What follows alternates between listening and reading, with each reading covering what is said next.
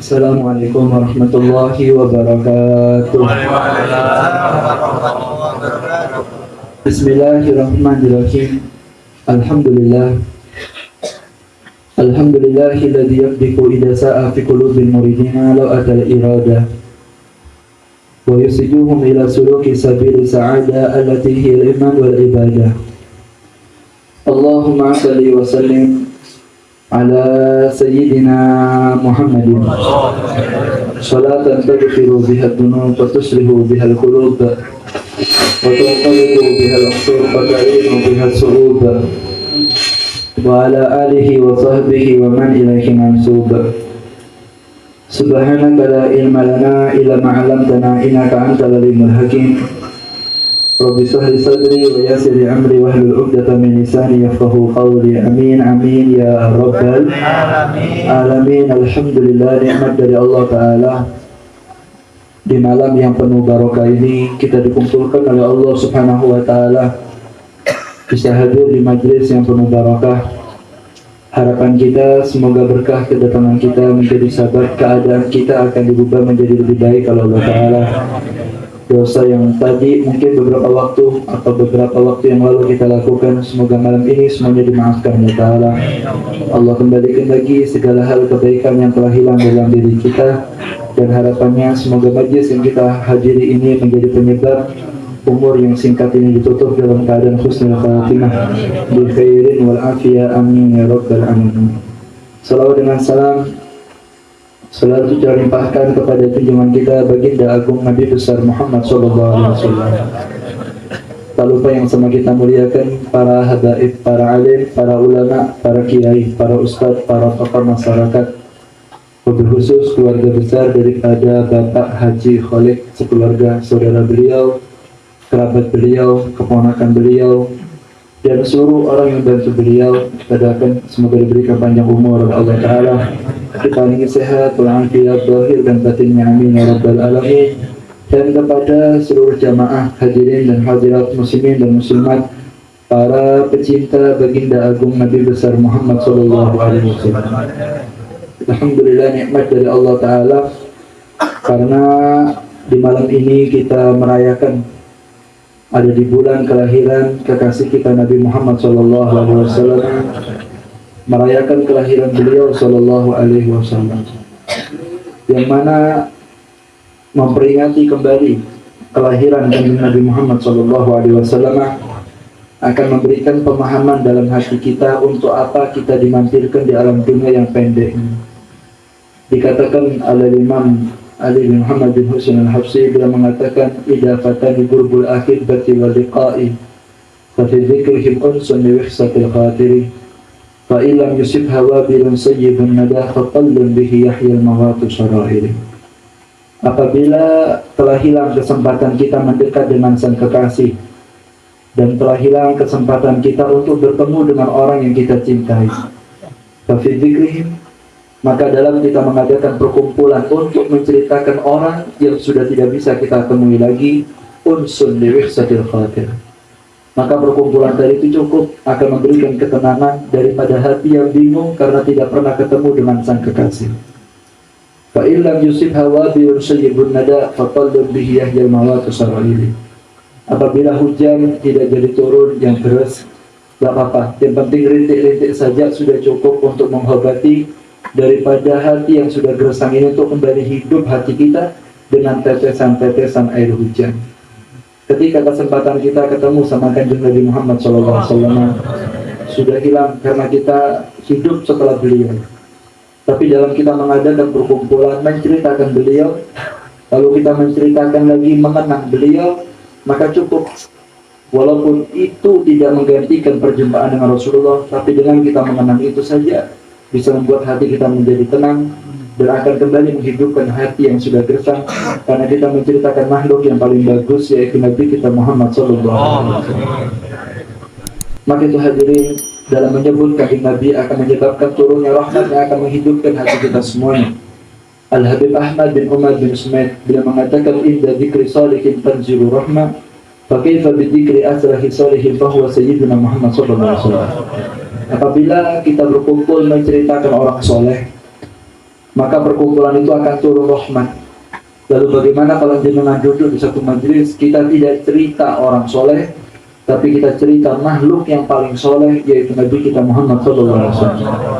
Maka hujan rahmat akan turun, akan membasahi kita punya hati dan pikiran, sehingga kita sadar bagaimana cara menghabiskan umur yang pendek untuk meraih kesenangan dunia akhirat, dan tidak ada jalannya kecuali kita mengenang kembali kekasih kita, yaitu Nabi Muhammad SAW. Maka itu hadirin jemaah pengajian rahimakumullah, karena tujuan kita hidup ini hanya mendekat, ya, mendekat kepada makhluk ini yang kita kenang di bulan kelahirannya, yaitu Nabi kita Muhammad SAW. Yang dekat dengan beliau selamat, yang jauh dari beliau akan menjadi orang yang celaka. Tapi orang yang berhasil bertemu sama kanjeng Nabi selamat, yang tidak ketemu sama kanjeng Nabi maka menjadi orang yang celaka. Maka umur yang Allah berikan kepada kita ini manfaatkan hanya karena untuk kita mendekat kepada makhluk yang akan memberikan kita keselamatan, yaitu Nabi kita Muhammad SAW. Bagaimana cara kita mendekat kepada beliau SAW? Dahulu diceritakan ketika beliau SAW sebelum beliau wafat, melihat kondisi para sahabat yang sedih akan ditinggal oleh Nabi kita Muhammad SAW. Siapa yang tidak sedih akan ditinggal Nabi Muhammad SAW? Kita punya orang tua, Pak. Kita lihat orang tua kita sakit mau wafat, itu kepikiran. Namanya anak mau tinggal orang tua, kepikiran. Begitu pula kalau kita melihat guru kita sakit mau wafat, murid yang cinta sama gurunya akan kepikiran. Bagaimana kalau kita hadir di waktu itu, lihat kanjeng Nabi sakit mau wafat? Bagaimana kondisi hati kita? Tentu perasaan sedihnya kita ditinggal orang tua, sedihnya kita ditinggal oleh guru, tidak ada apa-apanya saat mata ini menyaksikan akan perginya kekasih yang paling bagus, yaitu Nabi kita Muhammad SAW. Sehingga kanjeng Nabi ketika melihat wajah para sahabat yang sedih akan ditinggal oleh beliau mengatakan la takhaf wa la tahzan. Jangan takut dan jangan sedih. Wa inni faradtukum 'alal haud. Dunia ini memang tempatnya berpisah. Tidak ada orang selama-lamanya langgeng, itu tidak ada. Kita sama istri, akan tiba masanya kita tidak ketemu lagi. Kita cinta sama anak, akan tiba masanya kita tidak ketemu lagi sama anak. Kita sayang sama orang tua, akan tiba masanya tidak bisa seterusnya sama orang tua, tidak bisa. Memang dunia ini tempatnya perpisahan. Makanya Rasul mengatakan ahbib man ahbabta fa innaka mufariq, kata Rasul. Kamu boleh punya perasaan cinta kepada siapa saja, tapi ingat yang kamu cintai sekarang akan tiba masanya kamu yang meninggalkan atau kamu yang ditinggal. Karena memang dunia ini memang diprogram oleh Allah, tidak mungkin kita langgeng, pasti akan tiba masanya kita berpisah. Dan Rasul kasih pemahaman kepada sahabat, jangan sedih. Memang keadaan dunia ini tempatnya berpisah. Kalau maunya hati, tidak usah pisah, ketemu terus. Tapi tidak bisa, dunia ini memang tempatnya perpisahan. Terus mengatakan tidak usah khawatir, tidak usah takut. Wa inni faradtukum 'alal haud. Saya akan nunggu kamu lagi ketemu ada di telaga haud, kata Rasulullah SAW. Akan saya tunggu kamu. Kalau kamu minta sama saya terus di dunia tidak bisa. Memang dunia tempatnya pisah. Tapi kita akan reuni akbar. Kita akan ketemu lagi di telaga haud. Tidak bisa selama-lamanya. Yang sabar di dunia. Umur kamu pendek cuma 60 tahun. Lebih-lebih berapa tahun sih? Setelah itu kamu akan ketemu saya, kata Rasulullah. Seterusnya.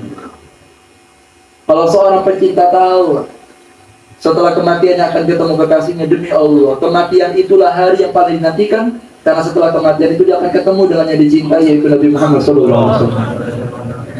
Dan itu yang dikatakan oleh Sayyidina Bilal bin Abi Rabbah ketika akan wafat. Keluarga yang mengatakan bahwa karba, alangkah celakanya Bilal, sebentar lagi kamu mati. Bilal yang sakit membuka matanya, waqtaraba goda alqa Muhammad dan suhbah. Kata beliau, bukan, hari ini bukan hari sedih, ini hari kebahagiaan. Esok saya akan ketemu kekasih saya Muhammad dan para sahabat Nabi Muhammad SAW. Memang tidak bisa Pak, dunia ini harus berbisa. Harus tidak bisa enggak. Saat cita-citanya antum akan tiba masa perpisahan. Maka Rasul mengatakan, aku tunggu kamu nanti di Telaga Haud, tempat yang tidak akan lagi berpisah. Yang ketemu di sana akan terus langgeng sama kanjeng Nabi, tapi yang ketemu di sana akan jadi orang yang celaka, kata Rasul SAW. Telaga yang begitu bagus, telaga yang begitu harum, yang indah, yang disifatkan oleh Nabi Muhammad SAW. Launuhu abyad minal laban, wa ta'muhu ahla minal asal, warihuhu azka minal misik. Warnanya lebih putih dari susu, rasanya lebih manis dari madu, wanginya lebih harum dari minyak misik, kata Rasulullah SAW. Semua yang datang akan dikasih minum sama kanjeng Nabi Muhammad SAW. Sarbatan hani'atan la natma'u ba'daha abada. Kalau sudah minum minuman itu, maka dahaga akan hilang selama-lamanya. Akan hilang ngelak ketika minum air dari Nabi Muhammad SAW. Diceritakan dalam kitab Daqaiqul Ahbab fi dzikri ahli jannati wan nar. Di situ diceritakan ternyata ada berapa kelompok manusia yang datang ketika di telaga itu dikasih minum melalui gelas. Tapi ada beberapa orang yang datang tidak dikasih gelas, tapi minumnya langsung dari tangan Nabi Muhammad SAW. Kata gelas, ketika ada kelompok itu datang, kanjeng Nabi langsung hidup pakai tangannya, dan orang itu dibiarkan diberikan tuh tangan suci Sayyidina Muhammad SAW. Sebagaimana dulu sahabat pernah melakukan itu, minum dari tangannya kanjeng Nabi, nanti kita ini juga akan dapat bagian itu. Siapa itu Habib? Mereka lah orang-orang yang cinta dengan ilmu, istiqomah hadir majlis ilmu sampai wafat. Dia akan dikasih penghargaan dengan minum dari tangan Nabi Muhammad SAW. Maka antum sudah di rel yang betul, jangan pindah. Pertahankan dan wariskan nikmat ini kepada anaknya antum dan turunan antum, sehingga betul-betul nikmat yang nanti ketika wafat antum merasakan ketika mengecup tangan Nabi Muhammad juga dirasakan anaknya antum, cucunya antum, dan terus itu kenikmatan jangan diputus, karena itulah kenikmatan yang paling bagus saat kita bisa ketemu langsung dengan Nabi Muhammad SAW. Apa kata Rasulullah? Aku tunggu kamu di sana. Pertanyaannya, bagaimana cara kita nyambung sampai ketemu di sana? Rasulullah SAW mengatakan, bila mengatakan fa inni taraktukum mustaqalain ma in tamassaktum bihi ma lan tadillu ba'di abada. Aku tinggalkan kepada kamu dua pusaka. Apabila kamu pegang dua pusaka ini, kamu tidak akan tersesat selama-lamanya, dan kamu akan menjadi orang yang selamat. Dua pusaka ini tidak bakal pernah terpisah. Yang pertama yaitu adalah kitabullah, hablum mamdudun minas sama, yaitu tali yang Allah turunkan daripada langit menuju ke alam dunia tanah ini. Dan yang kedua, wa itrati ahli baiti, dan anak keturunanku, kata Nabi Muhammad SAW. Dua pusaka yang ditinggalkan yang Nabi, dua. Yang pertama Al-Quran. Saat saya dan jenengan masih istiqomah baca Al-Quran, insya Allah kita gak bakal tersesat. Karena obat untuk hati yang sakit ini adalah Al-Quran. Inna qalba la yasda kama yasda'ul hadid. Hati kita bisa mengeras seperti mengeras, berkarat seperti karatnya besi. Dengan maksiat yang kita lakukan akan membuat hati kita berkarat. Kalau sudah berkarat, maka akan menjadi hitam. Hitam lalu berkarat. Kalau sudah berkarat, maka mengkeras. Kalau sudah mengkeras ini, hati yang paling jauh sama Allah Ta'ala adalah galbun gas, hati yang keras. Karena karat, karena dosa yang kita lakukan. Maka sahabat mengatakan, majalah ya Rasulullah, apa yang bisa menghilangkan karat tadi itu? Dijawab oleh kanjeng Nabi dua. Yang pertama adalah satu, tilawatul Quran, kita memperbanyak baca Al-Quran. Dan yang kedua yaitu adalah dzikrul maut, kita banyak mengingat kematian. Saat saya dan jenengan masih megang Al-Quran, masih baca Al-Quran, insya Allah hati kita akan dijadikan hati yang bersih sesuai kabar dari Nabi Muhammad SAW. Kanjeng Nabi Muhammad SAW beliau mengatakan, kullu baitin kullu jawfin laisa fihi Al-Quran kabaitul kharab. Semua hati yang di dalamnya tidak ada Al-Quran, kabaitul kharab, itu bagikan rumah yang mau rubuh. Iman tidak mungkin kuat ketika di dalamnya tidak ada kalam Allah, tidak ada kalam Allah, tidak ada Al-Quran di hatinya, maka akan membuat imannya menjadi lemah, kata Nabi Muhammad SAW. Quran ini hal yang agung. Banyak orang kepilih kalau bulan Muludan sholawat, antum baca sholawat dan jangan lupa baca Al-Quran di bulan Maulid. Karena kalau antum gabungkan dua hal ini, bersih hatinya antum. Tapi Al-Quran itu penting untuk kita baca. Sampai dikatakan man utiya alaihi Al-Quran, siapa orang yang sama Allah dipilih hatinya bisa istiqomah baca Al-Quran, kemudian dia rumongso tidak punya apa-apa, saya miskin, saya melarat, sampai baca Quran kan? Alhamdulillah, setiap pagi habis salat subuh saya bisa baca Al-Quran. Itu bukan sampean Pak yang baca, itu Allah yang karep hatinya antum digerakkan bisa baca Al-Quran. Kalau Allah tidak kepingin, tidak bisa baca Quran antum.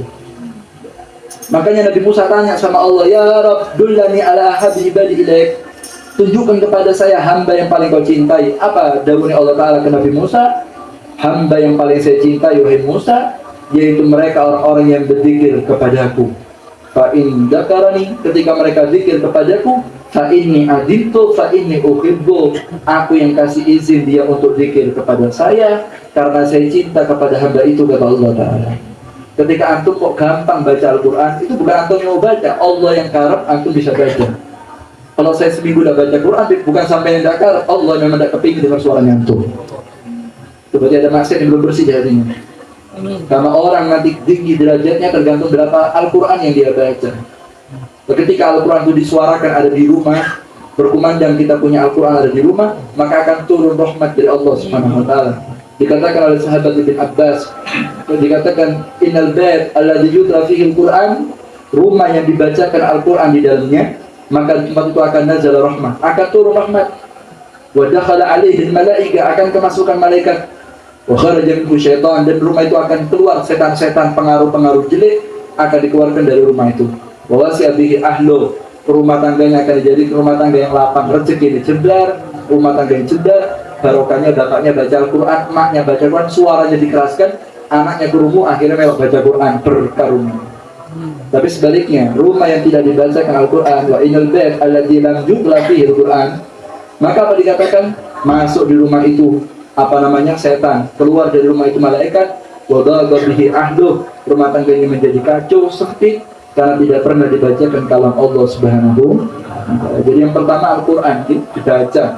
Kalau sudah orang itu dikasih Al-Quran, lalu dia rumongso tidak punya apa-apa, apa kata Nabi Muhammad? Laqad istasghara ma a'damahu.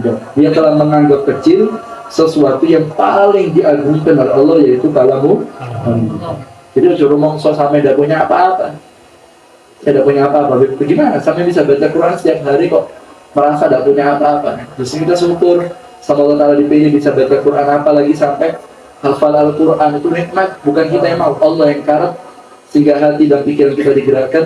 Memang dipilih sama Allah Subhanahu wa Ta'ala untuk orang ini hadir di tengah masyarakat, menjadi sababnya rahmat turun dan menjadi sababnya bala diangkat oleh Allah Subhanahu wa Ta'ala. Semoga kita dijadikan ahli Quran oleh Allah. Mau coba dibaca Al-Qurannya dan keraskan suaranya biar anaknya kurungan. Baca aja ngedeng, ternyata musik banter sound, tapi mau coba Quran yang mana suaranya antar not biar anaknya dengar, sehingga sampai kepingin baca kayak sampai. Tunjukkan, ojo singitan yang kamar nih, ojo tunjukkan depan anaknya biar anaknya lihat, sehingga jadi contoh sama istri dan keluarganya. Lama-lama mereka akan tergerak untuk niru. Sebagaimana sampai kalau rokokan depannya anak, memburi sampean, dia akan rokokan. Kenapa? Karena penasaran, nyedot parang ngapain? Di dalam pertama ini dalam sesuai ngerti cici kan gitu kan. Kayak sampai dia ini udah dia mau ngomongin berhenti. Dari mana saya punya pikiran itu? Ya bapaknya rokokan. Kalau ada bapaknya pakliknya, ketok motor kepingin jajan. Begitu pula kebaikan. Kalau sampai baca Quran di depannya keluarga, lama-lama di belakang sampean, anak sampai kepingin baca Quran karena penasaran apa sih diwaca bapaknya. Dan itulah akhlak yang diajarkan oleh Nabi Muhammad SAW. Kalian tahu, termasuk ciri-cirinya kiamat itu adalah hilangnya Al-Quran. Kalau sudah hilang Al-Quran di muka bumi ini, hancur kiamat. Begitu pula kalau di rumah tangga kita sudah tidak ada Al-Quran, berarti tidak ada orang soleh di rumah itu. Kiamat bagi rumah kita. Karena kalau sudah kiamat, Al-Quran itu dibuka, hilang tulisannya. Tidak ada. Baca Fatihah tidak bisa. La fi sutur wa la fi sudur. tulisan tidak ada, PDF hilang, aplikasi hilang, orangnya apal hilang. Bisa, baca Al-Fatihah bisa. Kalau sudah ada Al-Quran, tidak ada orang soleh. Karena orang soleh itu orang yang mengamalkan Al-Quran. Kalau Qurannya tidak ada, gimana tuh? Tidak bisa, tidak ada orang soleh. Kalau tidak ada orang soleh, kiamat. Kalau rumah tangga kita tidak ada Al-Quran, kita pribadi tidak ada Al-Quran, kita kiamat sebelum kiamat. Kita hancur sebelum hancur. Karena hitungannya ada Al-Quran, makanya Rasulullah bilang, yang pertama adalah orang yang hobi baca Al-Quran, maka dia akan diselamatkan oleh Allah Subhanahu wa Ta'ala. Semoga kita istiqomah dalam baca Al-Quran. Lalu yang kedua, yang terakhir, kata Nabi Muhammad SAW, wa itrati ahli baiti, yaitu selain kita baca Al-Quran, mengamalkan isi Al-Quran, duduk sama orang yang ahli Quran. Dan yang kedua, jangan lupa yang keduanya paling penting, yaitu kita menumbuhkan di hati kecintaan kepada keluarga Nabi Muhammad SAW, cinta kepada zuriat Sayyidina Muhammad SAW. Karena ba'at min ba'at, bagian dari bagian itu satu. Cinta sama zuriatnya berarti cinta sama kakeknya. Cinta sama kakeknya mau tidak mau harus cinta sama keturunannya. Itu sudah sunatullah itu. Mencintai zuriat daripada Nabi kita Muhammad sallallahu alaihi wasallam. Dalam satu riwayat Nabi Muhammad sallallahu alaihi wasallam bila mengatakan la yuhibbuna ahlal bait illa mu'min taqi wa la yubghiduna illa munafiq syaqi. Atau Rasulullah, tidaklah orang yang cinta kepada kami ahlul bait kecuali mereka lah orang yang mukmin yang bertakwa, yang ketakwaannya diakui oleh Allah dan diakui oleh Nabi Muhammad sallallahu alaihi wasallam. Artinya walaupun mau ikut di masjid, ngaji, wiridan, tidak cinta ahlul bait, tidak taki, tidak bertakwa. Walaupun kita kelasnya biasa, tapi kita punya kecintaan kepada zuriat Nabi, itu at-taqi, orang yang bertakwa kepada Allah Subhanahu wa Ta'ala. Sebaliknya, wala yubghiduna illa munafiq syaqi, dan tidaklah orang yang benci kepada kita kecuali orang yang munafik dan orang-orang yang akan dicelakakan oleh Allah Subhanahu wa Ta'ala. Maka itu kecintaan kepada zuriat Rasul sallallahu alaihi wasallam merupakan hal yang wajib, karena bukan karena duriannya kita cintai, karena kita melihat kakeknya, yaitu Nabi kita Muhammad sallallahu alaihi wasallam. Dalam satu riwayat Rasul sallallahu alaihi wasallam bila mengatakan kullu sababin wa nasabin munqati'u yaumil qiyamah ila sababi wa ila sababi wa sihri ila sababi wa sihri. Kullu sababin wa nasabin munqati' yaumil qiyamah ila nasabi wa sababi wa sihri. Semua nasab ya akan terputus nanti pada hari kiamat. Tidak ada yang nyambung kecuali mereka lah orang-orang yang punya keturunan kepadaku, kemudian orang-orang yang menyambung keluarga denganku, dan yang menyambung garis pernikahan dengan keluargaku, maka dia tidak akan putus keturunannya ila yaumil qiyamah. Itu keberuntungan ya, saat kita bisa bersambung dengan zuriat Nabi Muhammad sallallahu alaihi wasallam. Rasul mengatakan, "Qul walad ibn Adam fa inna asabatahum bi abihim ma khala walad Fatimah fa ana abuhum wa asabatuhum." Kata Rasul sallallahu alaihi wasallam, semua anak manusia itu asobahnya itu akan kembali kepada abahnya, nasabnya itu akan dinisbatkan kepada bapaknya. Ma khala walad Fatimah, kecuali anaknya Fatimah, yaitu Sayyidina Hasan dan Sayyidina Husain. Fa'ana abuhum, saya bapaknya Hasan Husain, dan saya asobah dari bapak Hasan dan Husain. Kanjeng Nabi kan tidak punya anak laki, Hasan Husain itu khususnya dari Allah Ta'ala, bahwa Kanjeng Nabi mengatakan bahwa Sayyidina Hasan dan Sayyidina Husain bernasab kepada Nabi Muhammad SAW. Artinya keturunan ke bawah itu dinisbatkan kepada Nabi Muhammad SAW, walaupun bapaknya Sayyidina Hasan dan Sayyidina Husain itu adalah Sayyidina Ali, tapi khusus Sayyidina Hasan dan Sayyidina Husain dinisbatkan langsung kepada kakeknya, yaitu kekasih kita Nabi Muhammad SAW. Lalu Rasul mengatakan, siapa orang yang cinta kepada mereka, maka hakikatnya cinta kepadaku, dan yang benci dengan mereka, hakikatnya benci kepadaku, kata Nabi Muhammad SAW. Lalu dikatakan dalam satu riwayat, adibu auladakum ala salasin fisal, ajarkan anak kalian dengan 3 perkara. Apa yang pertama? Hubbun nabiyikum, ajarkan mereka supaya cinta kepada nabinya. Dan yang kedua apa? Wa qiraatil Qur'an, ajarkan mereka untuk istiqamah baca Al-Quran. Dan yang ketiga, wa hubbu ahli baitihi, ajarkan mereka cinta kepada zuriat Nabi Muhammad sallallahu alaihi wasallam. Harus cinta pada zuriat Kanjeng Nabi. Kalau sudah orang dalam hatinya tidak ada, maka akan menjadi orang yang rugi. Dalam riwayat yang lain Rasulullah sallallahu alaihi wasallam beliau mengatakan ilzamu mawaddatana ahlul bait, lazimi dalam hati panjenengan cinta kepada kami dzurriyyah Nabi Muhammad sallallahu alaihi wasallam, kata Rasul, kepada keluarga Rasul. Fa innahum man laqiyallahu wa huwa yuwadduna dakhala jannah bisafaatina. Kata Rasulullah sallallahu alaihi wasallam, sesungguhnya siapa orang yang bertemu dengan Allah dan dia memiliki kecintaan kepada kami, maka dia akan masuk surga bisyafaatina, dengan mendapatkan syafaat dari kami, kata Nabi Muhammad SAW. Walladzi nafsi biyadih, sesungguhnya demi jiwaku yang berada dalam genggaman Allah, la yanfa'u abdan amalahu illa bima'rifati haqqina, tidaklah memberi kemanfaat amal ibadah seseorang sampai orang yang ibadah tadi tahu bagaimana cara bersikap kepada kami atau kepada keluarga Nabi Muhammad SAW. Maka itu hadirin rahimakumullah, ya, ini semua keterangan langsung daripada Nabi kita Muhammad SAW. Ketika sudah sadar, ya, sudah kesadar dengan hal yang seperti ini, lalu Sayyidina Abu Bakar Siddiq beliau mengatakan urqubu Muhammad dan fi ahli baitih.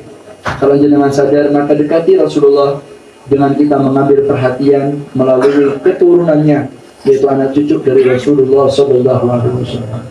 Yang telah Sayyidina Abu Bakar Siddiq, Pak, yang imannya Sayyidina Abu Bakar niku tidak mau kita bandingkan dengan imannya siapapun.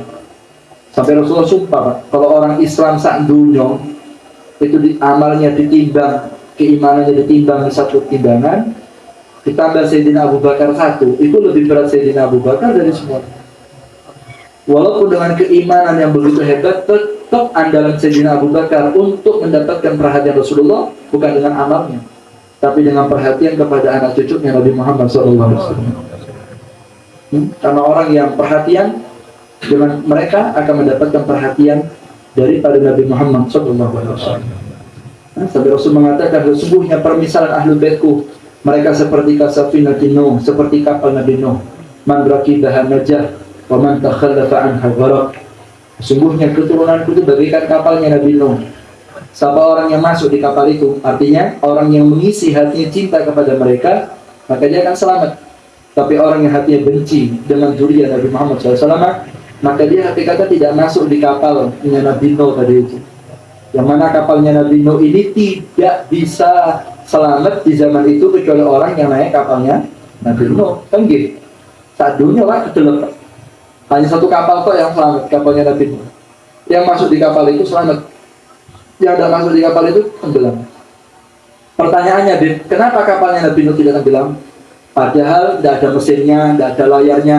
Dono iki nih Pak, karena gayungnya tidak ada, tapi kapalnya tidak tenggelam. Banjir itu saat Banyuwangi, saat dunia daratan itu tidak ada. Laut naik dari langit turun air sampai dekat sama langit. Ini kapal ini ngombang-ambing berapa hari di sana, tidak tenggelam. Padahal kapalnya besar, buatnya di atas gunung. Tapi Allah katakan di Al-Quran, Datu Al-Wah, dianggap papan. Kapal yang besar itu dengan badai yang begitu hebat, kayak triplek di Kodong, di Untalan Segoro. Ya begitulah kapalnya Nabi Nuh, kecil dengan badai yang begitu hebat yang menenggelamkan. Tapi hebatnya kapal itu gak tenggelam.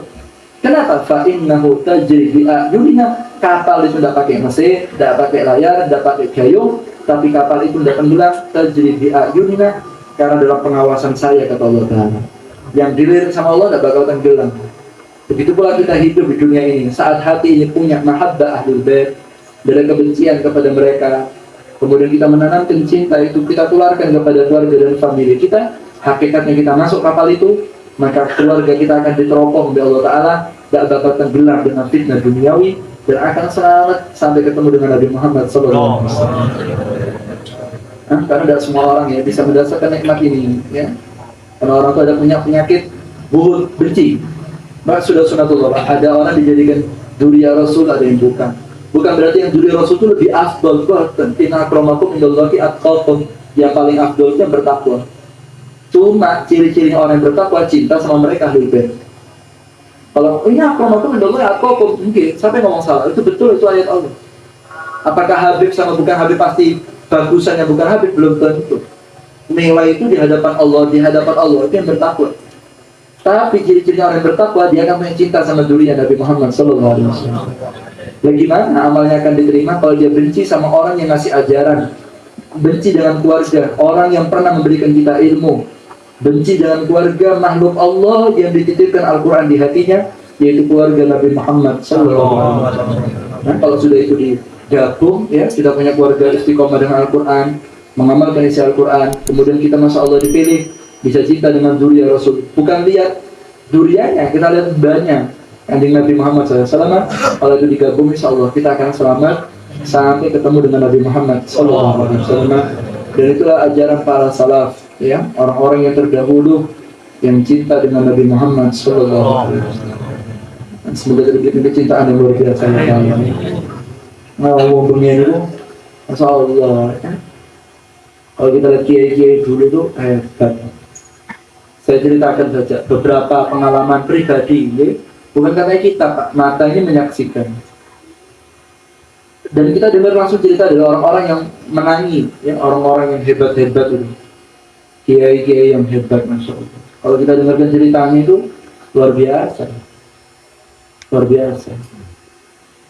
Kita benci sama orang saja tidak boleh, apalagi benci sama orang yang Allah titipkan darahnya Nabi Muhammad SAW. Sayyidina Ja'far Shadiq gitu pernah masuk ke satu lokasi. Biasanya bilang kalau datang itu tidak pakai tungkat. Hari itu datang ke pengajian bawa tungkat. Ya mesti orang yang tidak pernah pakai tungkat, telepon bawa tungkat, itu mesti jadi pertanyaan. Kemarin kan gitu juga. Kayak besok rutin akan datang, saya datang di jubah, celaan kandel, tasbehan, tak kalungnya bawa tungkat lurung. Kamu mesti sampai tahu apa Habib? Jadi Habib kan gitu. Jadi Habib. Saya telepon mereka ini orang tungkatnya bingung. Apa tungkatnya sopan gitu. Sambil. Apa sambil tak kira dia Habib. Padahal di Sayyidina Ja'far Shadiq datang ke majlis bawa tungkat. Orang-orang heran. Datang ke majlis tanya, tahu enggak tungkatnya siapa? Enggak tahu. Ini tungkatnya datuk saya Nabi Muhammad SAW. Jerit Pak, siapa ngajarin jerit? Jerit kabeh diambung ya. Di antara yang hadir Sayyidina Malik diambung itu tungkatnya. Sayyidina Ja'far ditolak.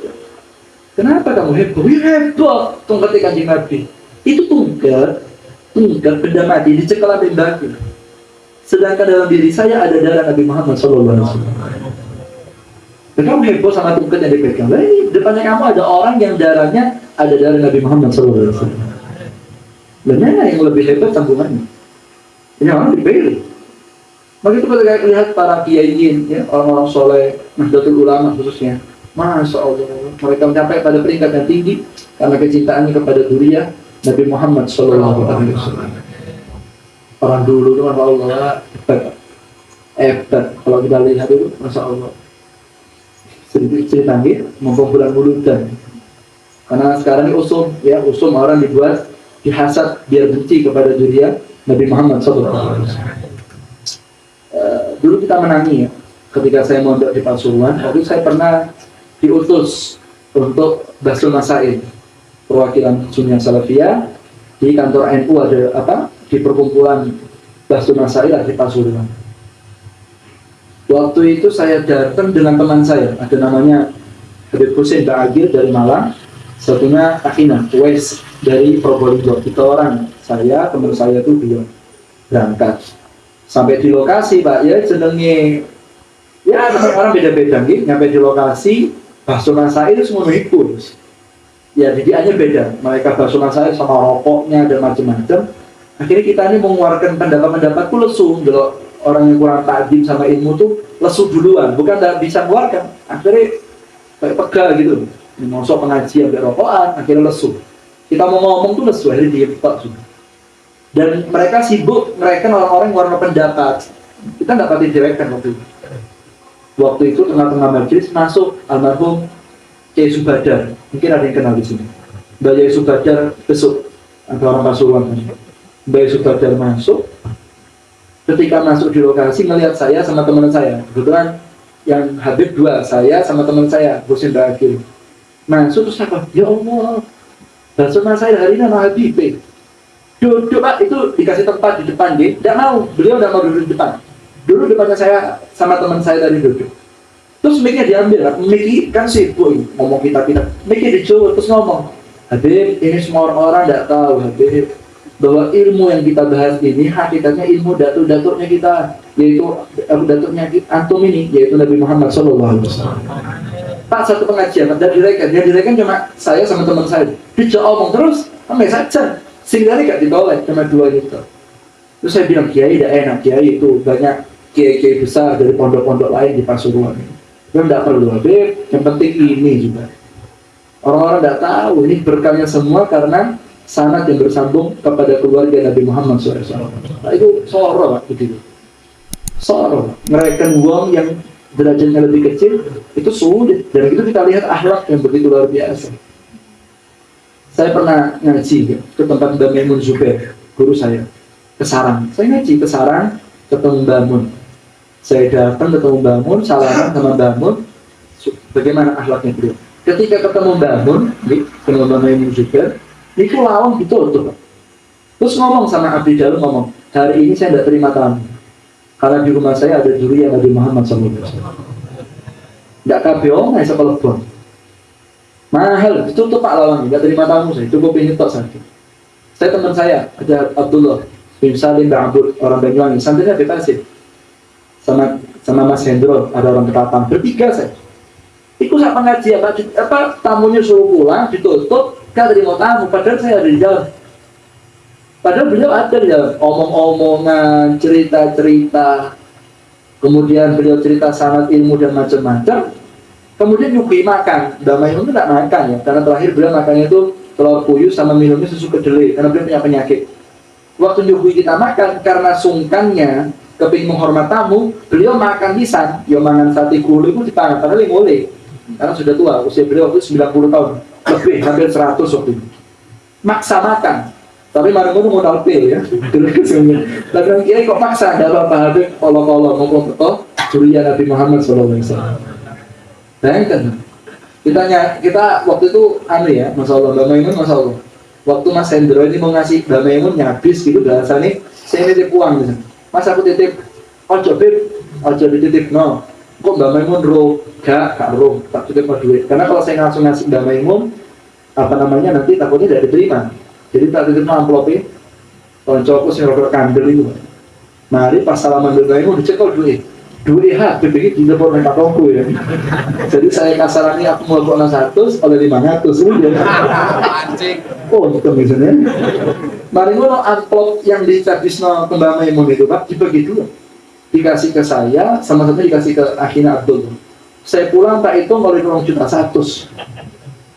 Tidak tahu teman saya dapat berapa. Kurang lebih hampir 2 juta saya dapat. Mari ngono mulai tak jum. Rezeki memang ngono. Mereka tidak mau pegang uang. Hari ini tidak ada uang, kalau ada juriya Kanjeng Nabi untuk semuanya dan kita jualkan. Begitu akhlak-akhlak ini tua Pak, 90 tahun lebih. Al-Fakir masih umur 20-an. Mana Mbak Maimun, mana kita, mana ilmunya, mana akhlaknya, mana ibadahnya. Tapi begitulah sikap orang-orang yang mengerti dengan hadis Nabi Muhammad SAW. Sayyidina Umar bin Abdul Aziz, terakhir itu saya pulang. Sayyidina Umar bin Abdul Aziz itu, Masya Allah, belum dapat makom yang tinggi di hadapan Allah Subhanahu Wa Taala. Raja yang begitu adil. Itu diceritakan beliau itu kalau sudah ada orang butuh hajat dibantu. Okay? Suatu saat ada orang datang ke tempat beliau waktu rapat. Ada orang berdiri depan pintu. Terus tanya, itu siapa depan pintu? Ditanya, Pak sampai sinten? Saya Fulan bin Fulan, juriya Nabi Muhammad SAW. Terus datang ajudan ngomong, itu putunya Kanjeng Nabi. Pak ini rapat Pak ya, rapat resmi rojo. Bukan bupati ya, bukan ketemu delegasi negara-negara, ini rojo. Ditinggal Pak tamu ya, diparani. Terus bilang, Habib, ada pantun kesini Habib, saya ada yang butuh, saya punya keluarga, enggak ada yang dimakan. Ya Allah Habib, kelasnya antum, jangan antum datang. Biar Abdul Aziz yang nganter langsung ke rumahnya antum. Biar Umar bin Abdul Aziz yang nganter. Ditinggal Pak tamu ya, dipekul dewe, diterima yang ngomongin juriya Nabi Muhammad SAW. Supul akhlak, luar biasa akhlak yang dimiliki orang-orang yang dekat dengan Nabi Muhammad SAW. Sampai suatu saat ketika beliau lagi terima tamu, kedatangan lagi tamu masih kecil. Tanya, siapa itu? Kok lainnya mukanya? Dia bilang, Fulan bin Fulan, juriya Nabi Muhammad SAW. Pak, kita tamu gede ditinggal mana? Kecil itu di dalam buat menarap, di depan, dikasih jajan, kayak panganan sing enak, kayak permen, kayak duit sing enak. Sudah mau pulang, dicobek.